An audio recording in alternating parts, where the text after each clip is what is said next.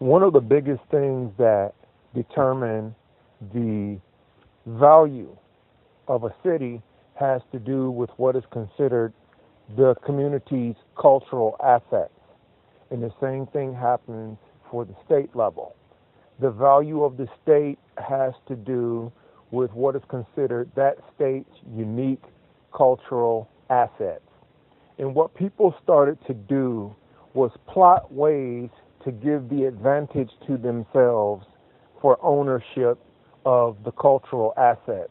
So they wanted to be able to say that either we made these cultural assets possible, or we own them, or we conceived it, it was our idea. And they knew that no one individual could take something from somebody, and they knew that no one group could steal something from somebody or force somebody into some position. So they came up with these systems to get as many people as they could working for the same effort to overwhelm whatever was going on.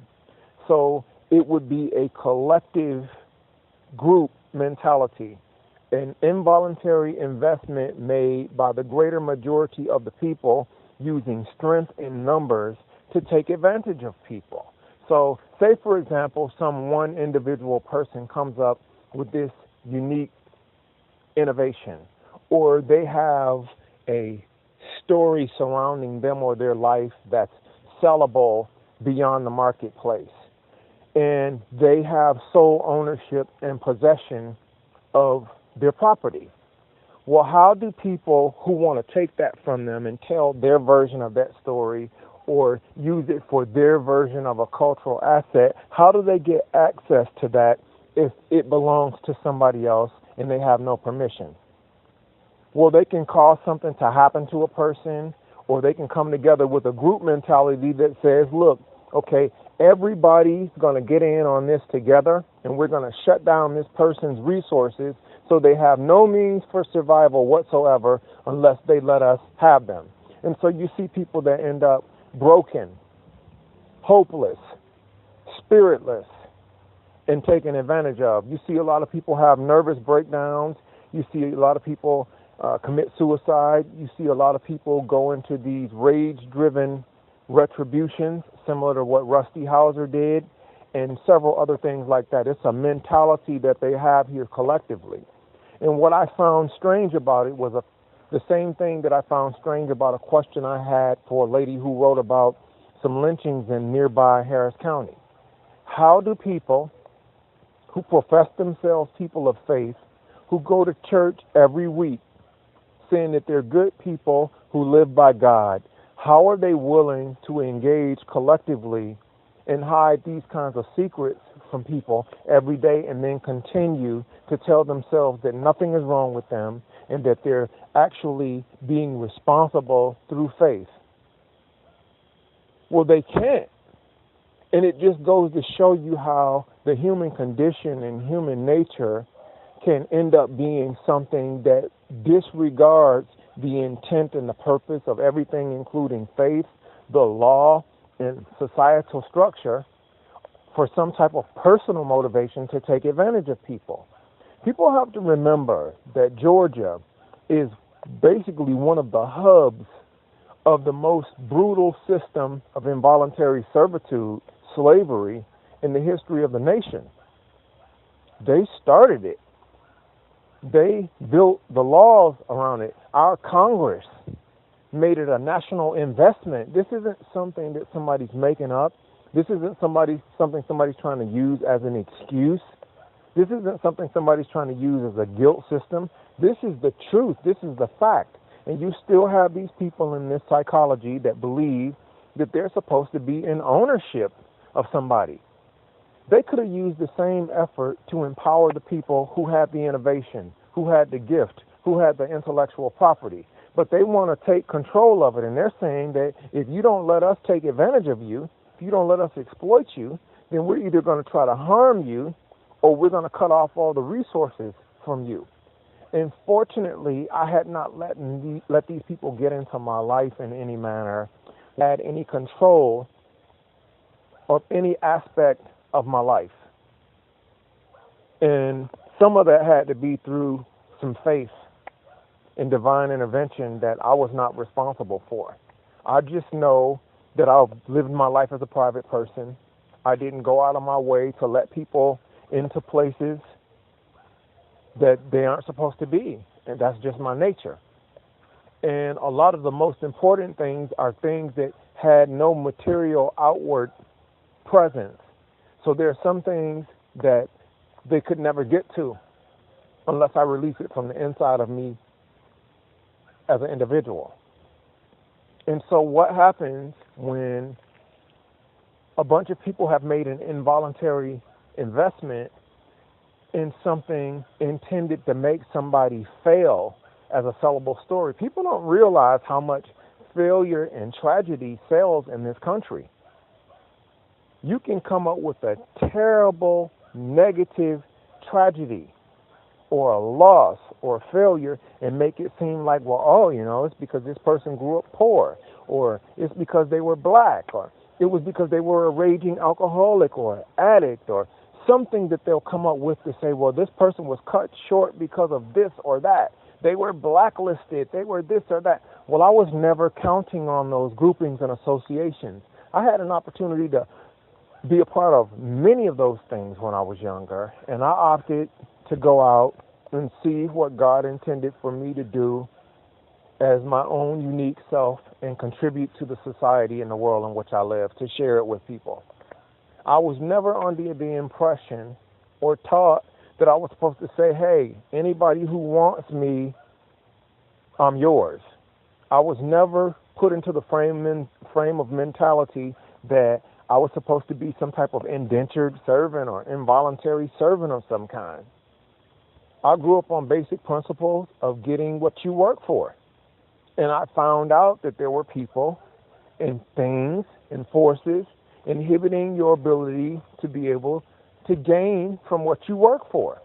That's what they call an oppression, and that's what they call disenfranchisement. And most people that complain of those things have no way to prove that it's actually going on, and I turned out to be one of the people who did. I think the peer associations, the exploitation of the audience, using ways to divide people through race, through social network media, through club mentalities and what have you, destroyed the socialization in this country. Nobody can really trust anybody, even if they're a part of those groups. They started to come up with these community organized situations for living arrangements where they build these giant complexes, and all of these people come together and they live nearby one another, meaning that you have more people close in proximity for your protection and for investment in things that sustain all of you. But what are you sacrificing to do so? Well, nobody can even flush the toilet and take a pee without somebody knowing about it. Well, what kind of world do we live in when you can't have the basic function of your personal privacy to do the things that you want to do without somebody watching and listening to your every move? And what part of your soul and your sanctity are you willing to sacrifice to be a part of a group of people who really, aside from this collective association, might have no value or inclusion in anything that really sustains your life? There were two very different worlds going on in Columbus, Georgia. One that was civilized and one that is clearly uncivilized. And the services were given to the people that seem more civilized and functional. And the places where the actual need is, the purpose for the system in the first place, is not being served. I mean, you can act like a complete animalistic, wild, feral, savage person in Columbus, Georgia with no consequence. And they will literally attack somebody who is not doing anything wrong nor contributing to whatever is going on that's wrong. They will consequence that person worse than they will a savage. Now listen as I'm doing this piece here in the background.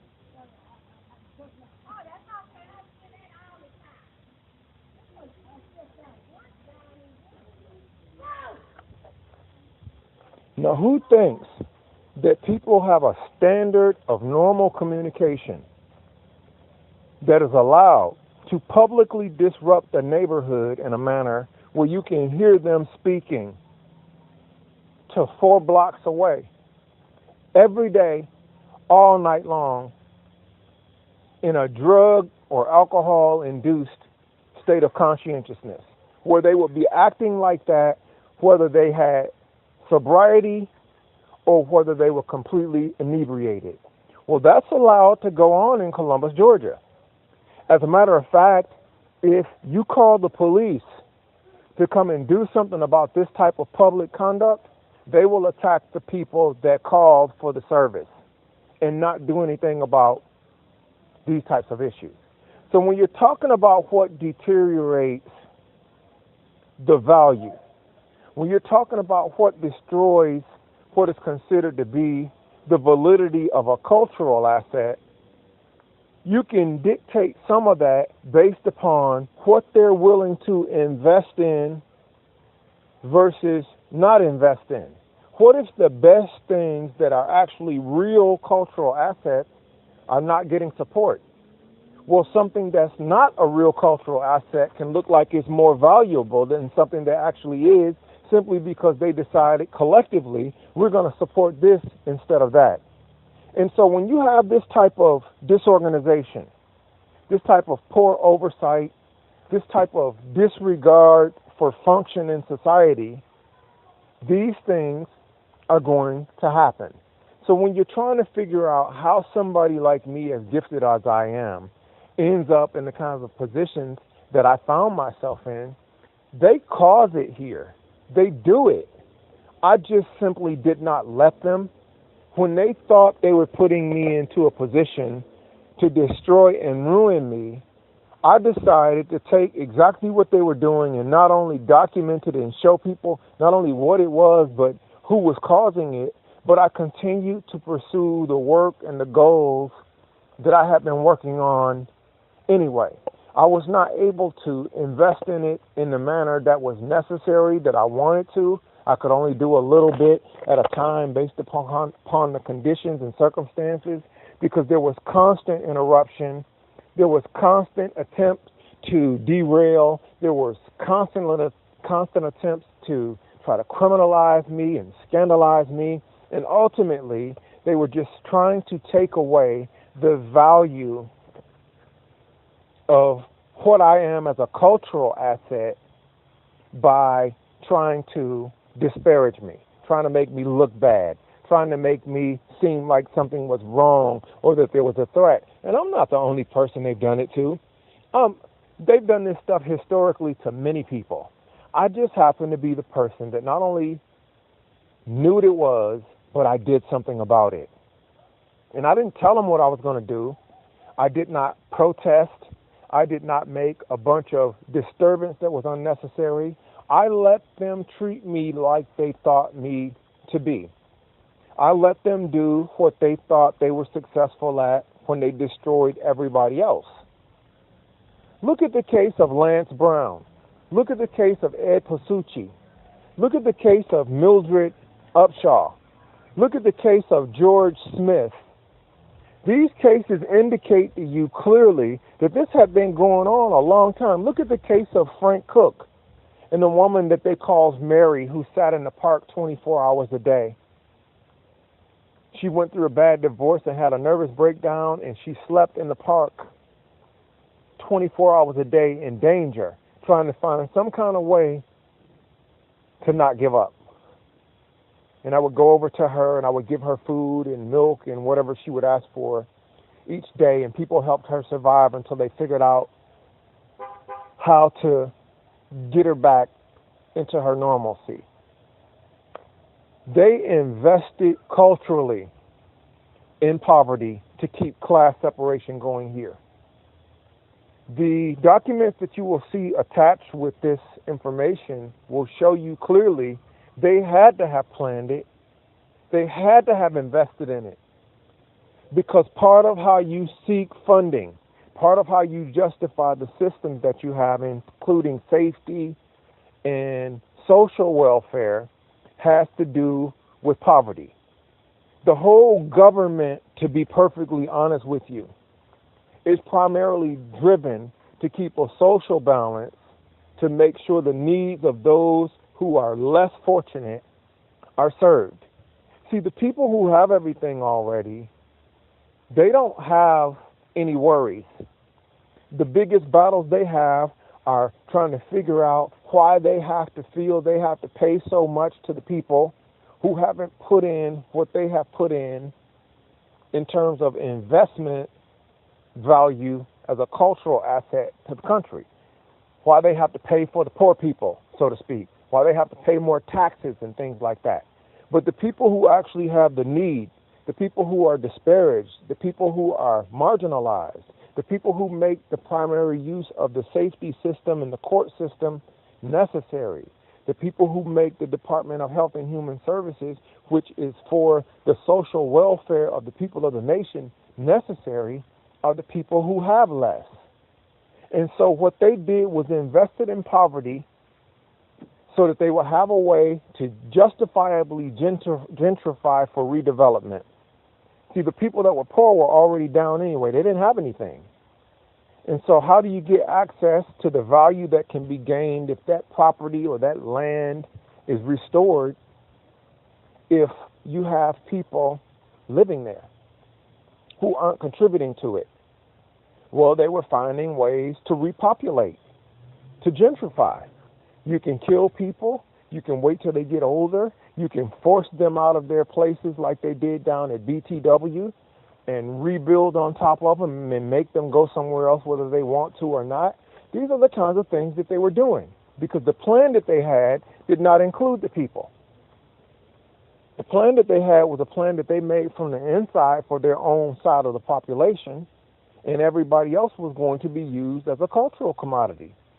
So when you destroy and gentrify areas in history, you destroy and gentrify the value of their cultural assets. Just because a person is poor does not mean they don't have any cultural value. Some of these people have greater cultural value than people who have everything that they can possibly imagine at their material disposal.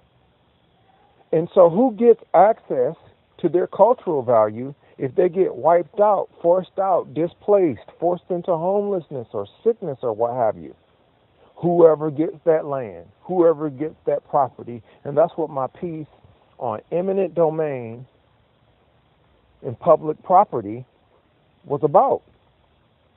To tell people how they were systematically altering the course of history through documentation and literally history by seizing people's personal cultural value and their assets.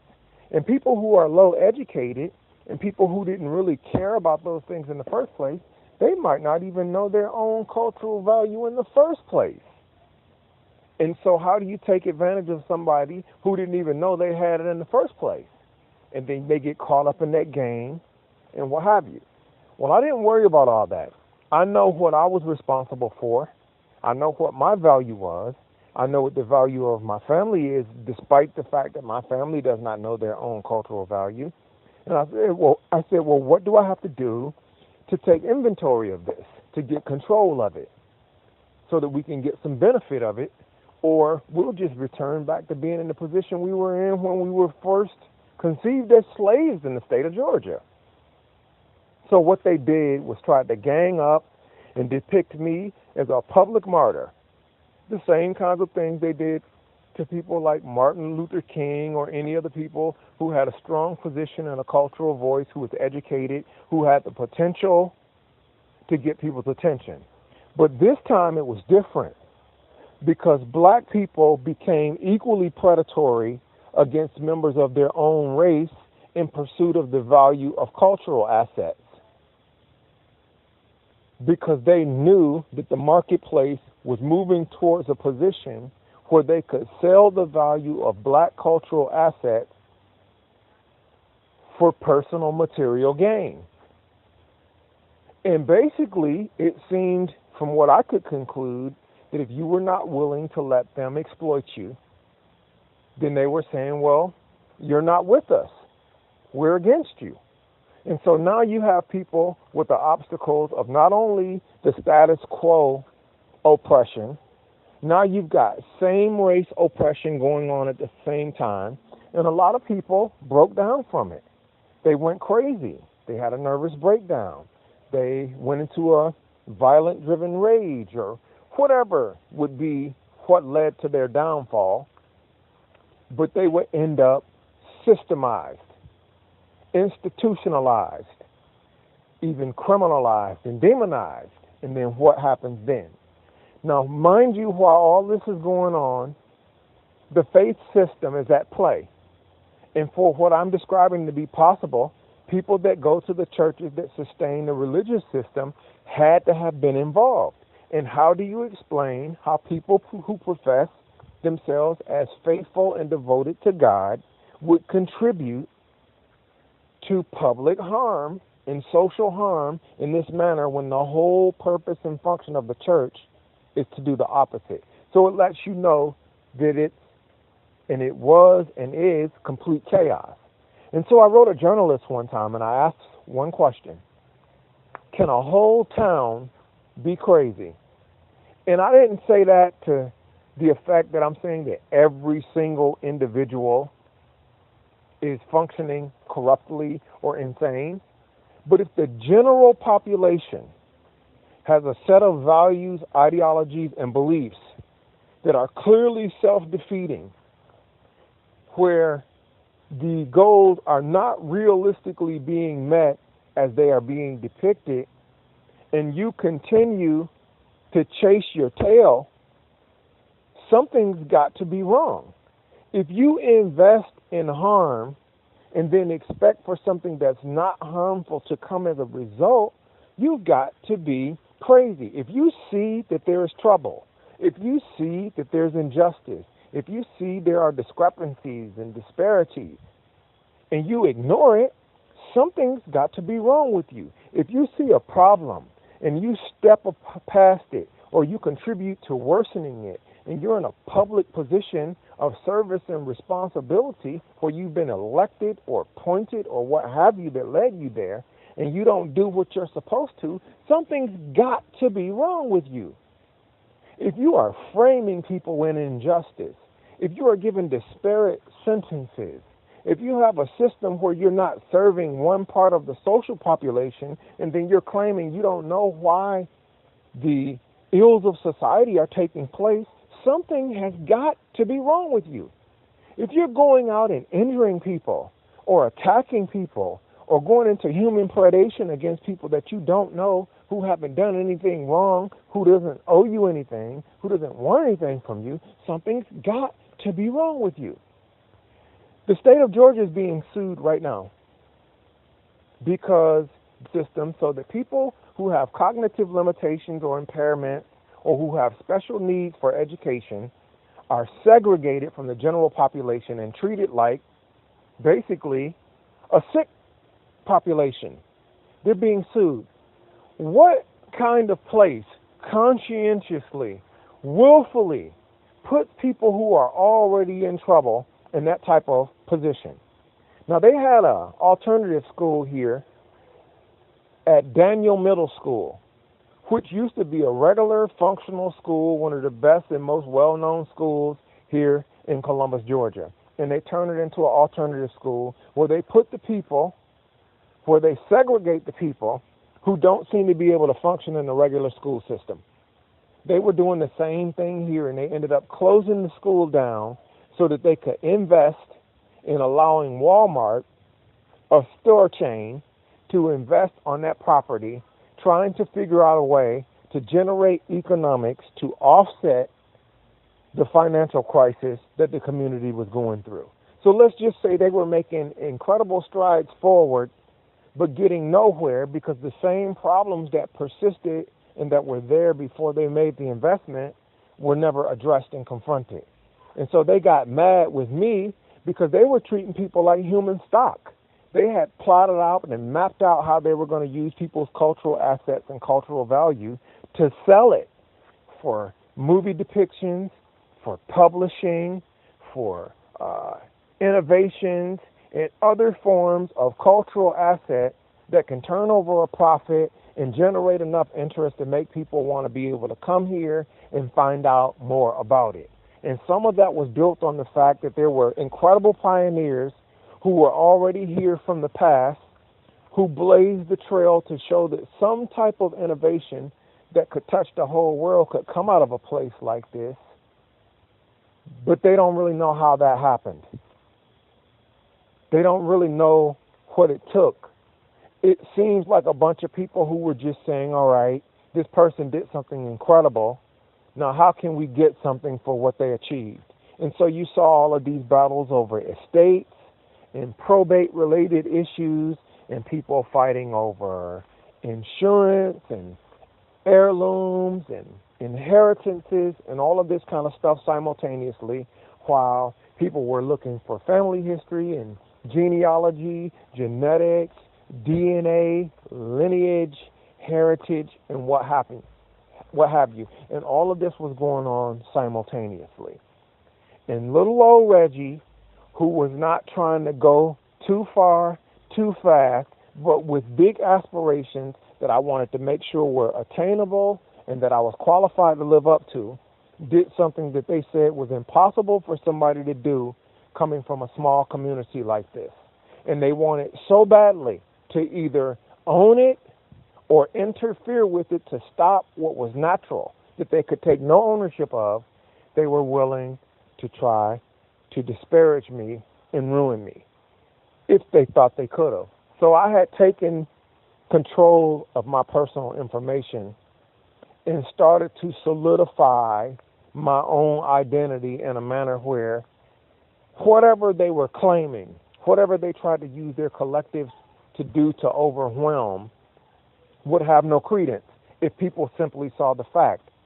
But we reached a point where society had become so corrupted, if you will, so jaded, that people were willing to resist the facts even when they knew something was wrong, just to win, if you will, to be a part of some collective effort to see if they could take over something. So the idea of democracy, the whole idea of rule of law, the Constitution, the Bill of Rights, all of this stuff would be challenged. Religious liberty would come to the table where somebody who is one sex identity could deem themselves another sex identity on the basis that they just wanted to, not because it was natural. Everything was in limbo, in chaos. And a lot of people were taken advantage of. And see, if you die and you have all of these unresolved issues, take my word for it, it can last for generations. And you have predators who use the resources that they have at their disposal to take advantage of people that they know they can position. And the best weapon that I used was silence. When people were slaves years ago, if they chose to not speak, if they chose to not cooperate or whatever they want to call it, when nobody had the right based upon the Constitution to defend themselves, they would beat them and torture them and torment them repeatedly, willing to kill them if they did not allow their spirit to be broken and give in. That's why this is so important. And this is all of our history. This isn't just some black guy talking about black history where white people did everybody wrong. White people are just as accountable for how history has fallen into place in present day as any black people. Because if you've sat there and done nothing to contribute to the social welfare of your country, other than contribute to the same type of segregationist psychology, this entitlement attitude, this "it's not my problem" attitude, what gives you the right to judge somebody?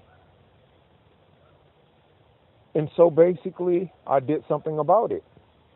And I did something about it in such a manner that it exposed everybody, white, black, mixed race people, and everybody else, to show where we're all failing and where we can all be improving.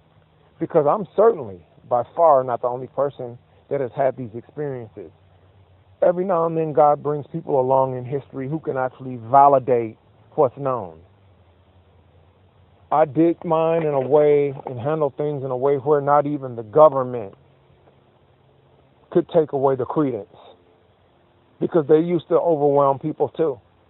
Run people crazy, have people paranoid, feeling watched, stalked, and what have you.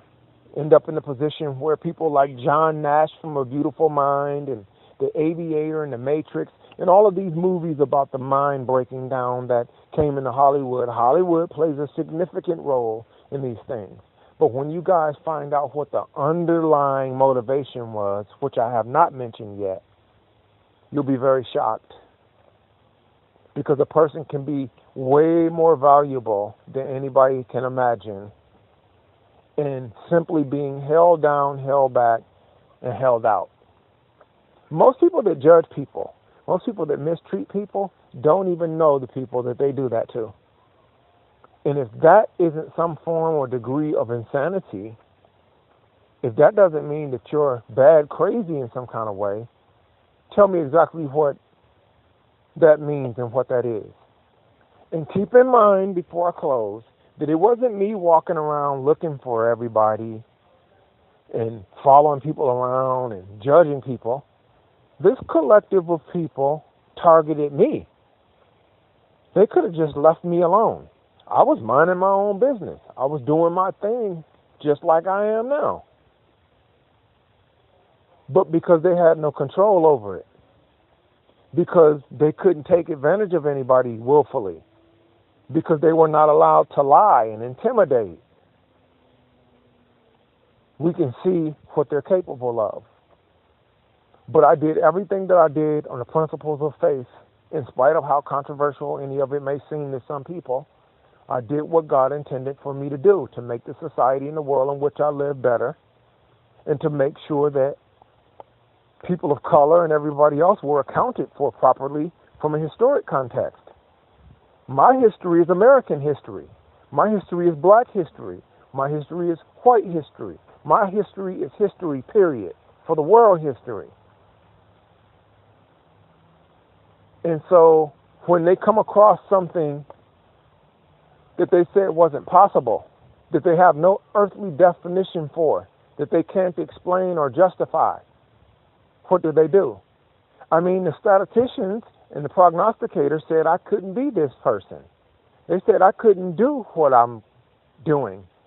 They said that somebody that came from what I came from was incapable of what you see before you. And they have no justification for saying they did anything or made any effort to contribute to it, meaning that eventually my value starts to outweigh the people who are pretending they are a cultural asset when they really haven't done anything.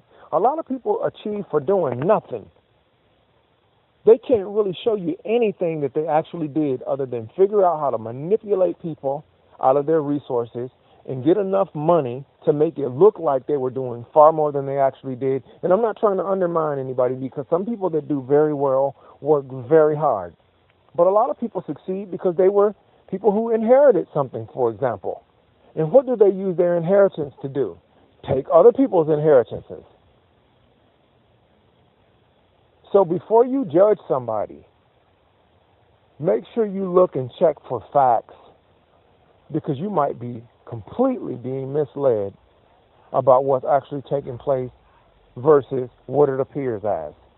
And if there's any place that has shown me definitively that a collective body of people will try to overwhelm and overthrow a person of influence, Columbus, Georgia has shown me that.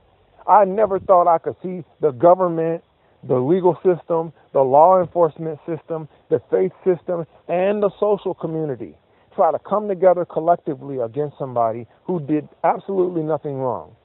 But when I saw the case of Amanda Knox, who was involved in a terrible tragedy in Italy, and you could see that this person was completely out of it, had no real idea of what she had herself associated with based upon the way her lifestyle was at that time.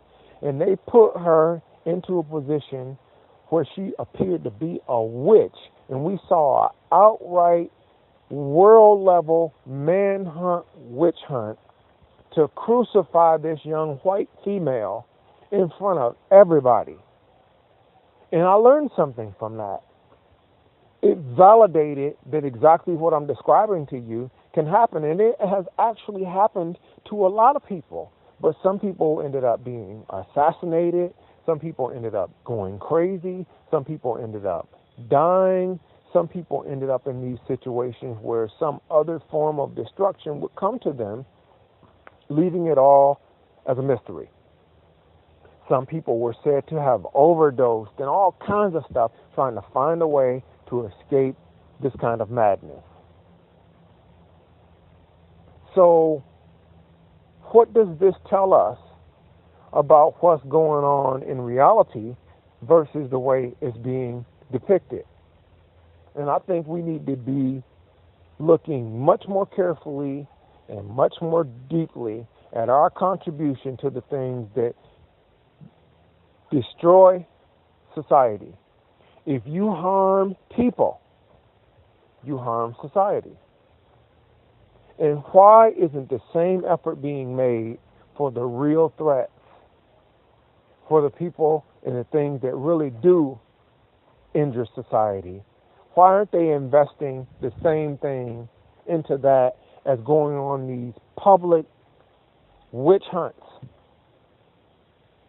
against individual people that they want to be against? And every year, you're going to see somebody get picked to be the cultural whipping boy or the cultural whipping girl, where everybody invests in seeing what it takes to say every bad thing they can about somebody, judge every single thing they do, and ultimately trying to kill them spiritually, physically, economically, mentally, socially, and everything else. And some of the most incredible people are the ones that have survived and overcome the things I have described to you.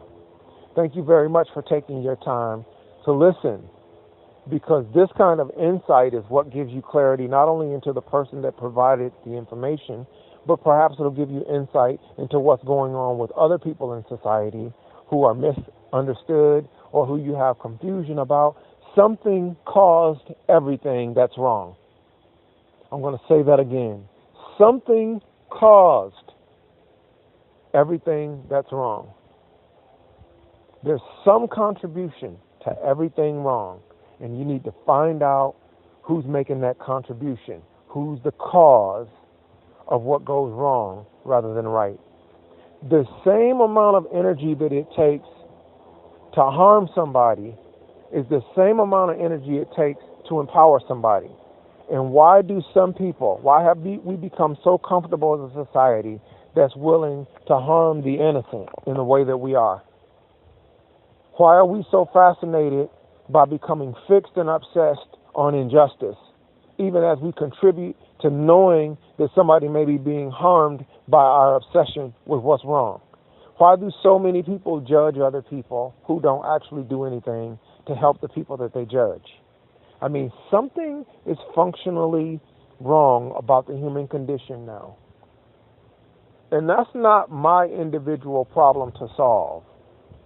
It's each individual taking responsibility for their contribution to what makes the world worse or what makes the world that they live in better. God bless you. When trying to figure out what some of this is all about, we have to remember that in the past traditions, collective groups of people, the settlers, they would set up these specific kinds of areas and develop populations amongst one another. It was very localized. They had these kind of colonies. So when you go back to the old world exhibits, for example, you'll see that a lot of people from those particular periods in time spent most of their time around one another. And then they would develop a population. A few people from that population would leave and go elsewhere